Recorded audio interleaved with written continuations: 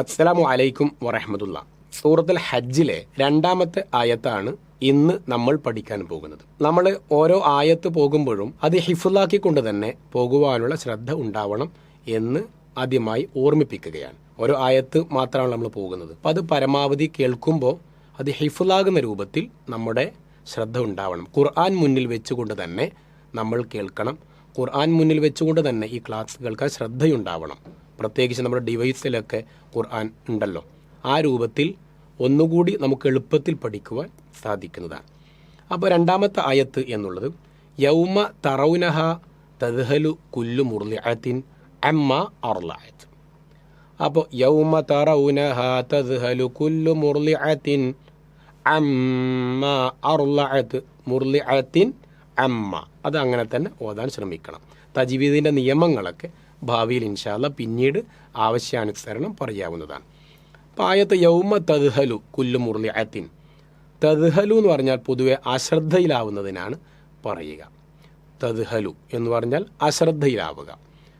അപ്പോൾ യൗമ തദ്ഹലു കുല്ലു മുർളിഅത്തിൻ, മുലയൂട്ടപ്പെടുന്നവർ എന്നാണ്.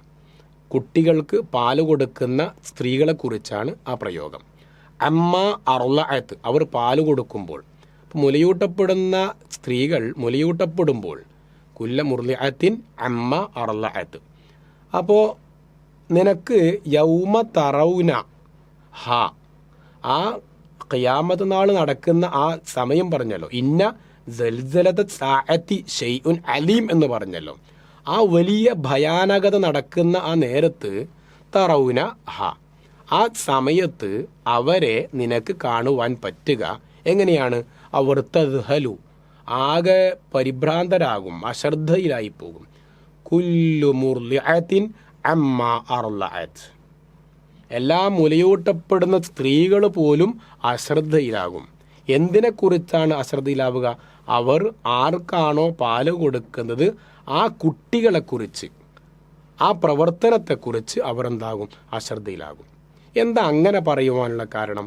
ഒരു സ്ത്രീയുടെ ഏറ്റവും കൂടുതൽ ശ്രദ്ധിക്കുന്ന, ഏറ്റവും കൂടുതൽ ഗൗരവത്തിലെടുക്കുന്ന ഒരു സമയമാണ് അവർ ഈ പാല് കൊടുക്കുന്ന ആ സമയം എന്നുള്ളത്. ഒരു ഉമ്മ ഏറ്റവും കൂടുതൽ ശ്രദ്ധിക്കുന്ന ഒരു സമയമാണ് പാല് കൊടുക്കുന്ന സമയം.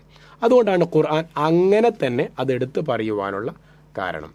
അങ്ങനെയുള്ള ആ സ്വന്തം പെറ്റുമ്മ നൊന്ത് പെറ്റ തൻ്റെ പൈതലിനെ പോലും മറന്നു പോകും എന്നാണ് പറഞ്ഞതിൻ്റെ മറ്റൊരു ഭാഷ.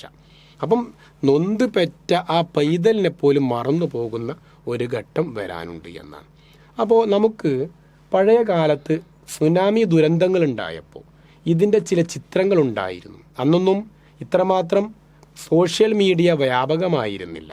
അപ്പോൾ ആ കാലഘട്ടത്തിൽ സുനാമി ദുരന്തമുണ്ടായപ്പോൾ ആ കടലിൻ്റെ ആ ആർത്തിരമ്പലുകൾ കേട്ടപ്പോൾ രക്ഷയ്ക്ക് വേണ്ടി കുട്ടിയെ എടുത്തുകൊണ്ട് ഓടുന്ന ഒരു അമ്മ പിന്നീട് തൻ്റെ ഓട്ടം കഴിയാതെ കാലുകൾ തളർന്നപ്പോൾ കുട്ടിയെ വലിച്ചെറിഞ്ഞുകൊണ്ട് ഓടിയെന്നൊക്കെ അന്നത്തെ പത്രമാധ്യമങ്ങളിൽ നാം വായിച്ചതും കണ്ടതും മനസ്സിലാക്കിയതുമായി.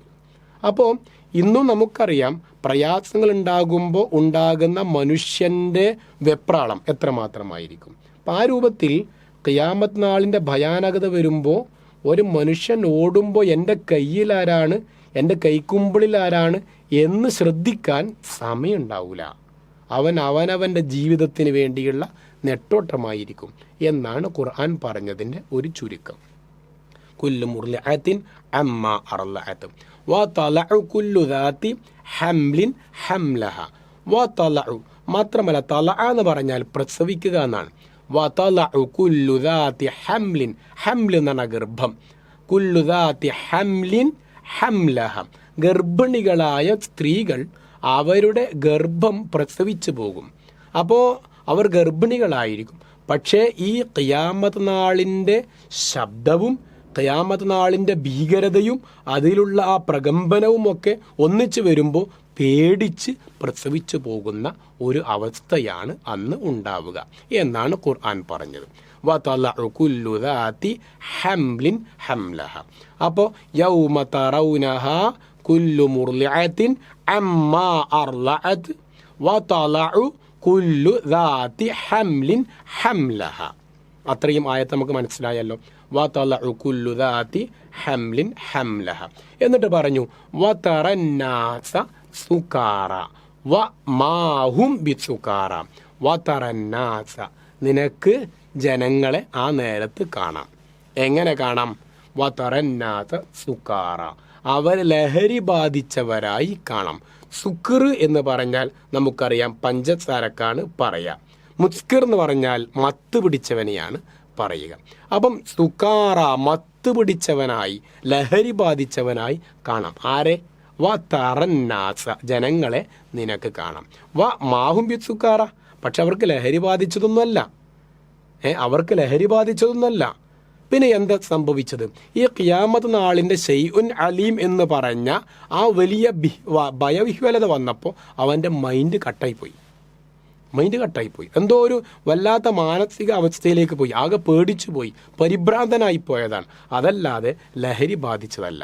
വതറന്നാസ സുകാറ വമാഹും ബിസുകാറ എന്ന് പറഞ്ഞു.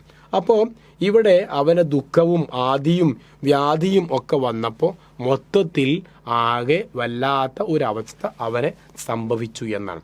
അങ്ങനെ വലാകിന്ന അദാബല്ലാഹി ശദീദ്, അല്ലാഹ് പറയാണ്, എന്നാൽ അള്ളാഹുവിൻ്റെ ശിക്ഷ, ഇത് ദുന്യാവിൽ നടക്കുന്ന സംഗതിയാണ്, ഇത് ഇവിടെ നടക്കുന്ന സംഗതിയാണല്ലോ, എന്നാൽ അള്ളാഹുവിൻ്റെ ശിക്ഷ ഇതിനേക്കാൾ കഠിനമാണ്. ശദീദ് എന്ന് പറഞ്ഞാൽ ഏറ്റവും ശക്തിയുള്ളത് എന്നാണ്, പവർഫുള്ളാണ്. അദാബല്ലാഹി, അള്ളാഹുവിൻ്റെ ശിക്ഷ ശദീദുൻ, അത് കഠിനമാണ് എന്നാണ്. നമ്മളവിടെ ഖുർആൻ ഓതുമ്പോൾ നിർത്തുമല്ലോ, വലാകിന്ന അദാബല്ലാഹി ശദീദ്, ദ് അങ്ങനെ നിർത്തുക. ഖാഫ്, ത്വാ, ബാ, ജീം, ദാല്, ഈ 5 അക്ഷരങ്ങൾ അവസാനത്തിൽ വരികയാണെങ്കിൽ അത് അതിൻ്റെ ഒരു ശബ്ദത്തോടെയാണ് നിർത്തുക. ശദീദ്, വതബ്, ഖുൽ ഹുവല്ലാഹു അഹദ്, അങ്ങനെയാണ് നിർത്തുക. അപ്പോൾ വലാകിന്ന അദാബല്ലാഹി ശദീദ്, അള്ളാഹുവിൻ്റെ ശിക്ഷ കഠിനമാണ്. അപ്പോൾ ഇത്രമാത്രം ഭീകരമാണ് അള്ളാഹുവിന് ശിക്ഷ പരലോകത്തുണ്ടാവുക. ദുന്യാവിൽ ഇങ്ങനെയാണെങ്കിൽ ഇതിനേക്കാൾ കഠിനമായിരിക്കും പരലോകത്തുണ്ടാവുക എന്നാണ്. ഖുർആൻ ഖിയാമത്തിനെ കുറിച്ച് സൂചിപ്പിച്ച മറ്റൊരു ഒരുപാട് പ്രയോഗങ്ങൾ മറ്റുള്ള സൂറത്തുകളിൽ കാണാവുന്നതാണ്. ഇൻഷാ അല്ലാഹ് നമുക്ക് അടുത്ത ആയി അത് പഠിക്കാവുന്നതാണ്. അസ്സലാമു അലൈക്കും വറഹ്മത്തുള്ളാഹി.